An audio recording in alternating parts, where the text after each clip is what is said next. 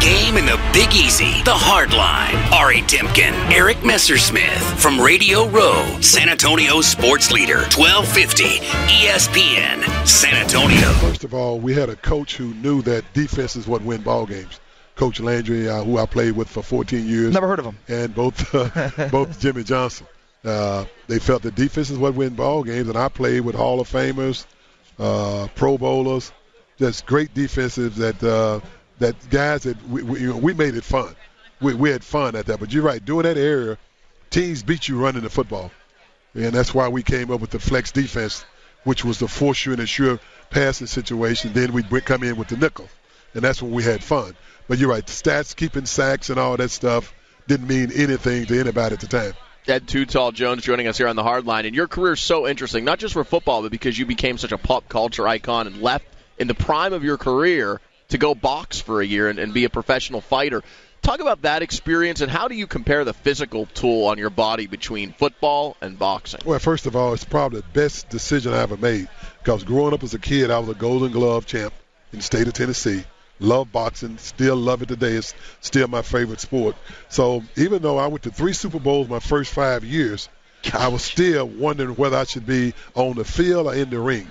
So when I took off to box that year, 6 fights, 1 off, 6-5 by knockout, and retired for reasons that I haven't told anyone yet, my next 10 years was some of the best years of my life. So it's like getting an elephant off my back. I was in the best shape of my life. So when you compare, even though I worked very hard, because being my height, 6'9", and average player playing 4 years, mainly because of knee injuries, and when the majority happened is in the fourth quarter when fatigue set in, I knew I had to be in the best shape, one of the best shape athletes on the field. Otherwise, I wouldn't be around long. Then to take off and box, where I would jog 10 miles one day, 6 the next, 5 days a week. When I got back, the conditioning for football was very easy. And also the training you do for your reflexes. People thought I was a lot faster, but I ran the same 40 time, but I reacted to what I saw a lot quicker because of the different things that I learned from boxing. So you never disclosed why you stopped boxing? No. You're not going to do that today, are you? Not going to do that today, but I'll tell you what, when I'm ready to do that, you'll be the first person I tell. All right. And what about? There's so much talk about concussions now and the long-term effects of that in the NFL. But boxing obviously is pretty dangerous too. What kind of physical toll did that take on your body versus football in terms of the punishment you received? Okay, I only fought 1 year, 6 fights. Right, and you didn't get hit much, right? Then in sparring, we protected with our headgear, and also you spar with 16-ounce gloves.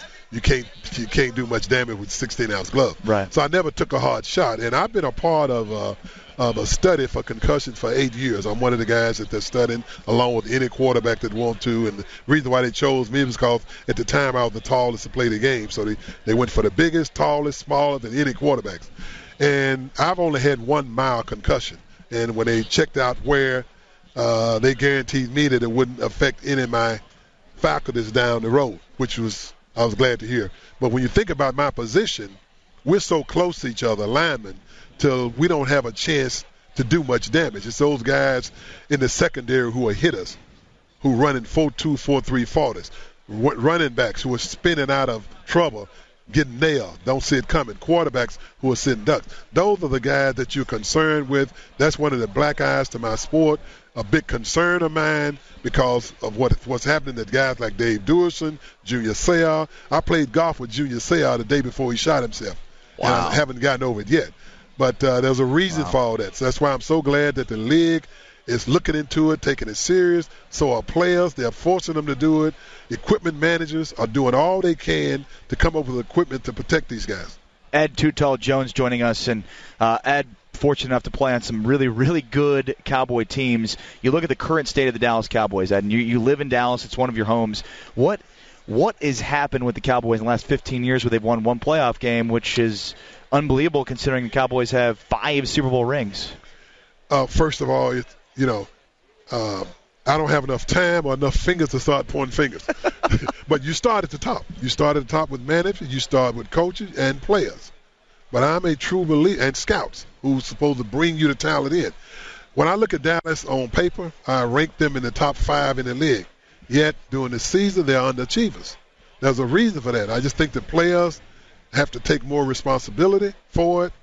I remember when I played, one of the things that Coach Landry and Jimmy Johnson always stressed, guys, win home games. Don't let nobody come in your backyard. Still a few on the road.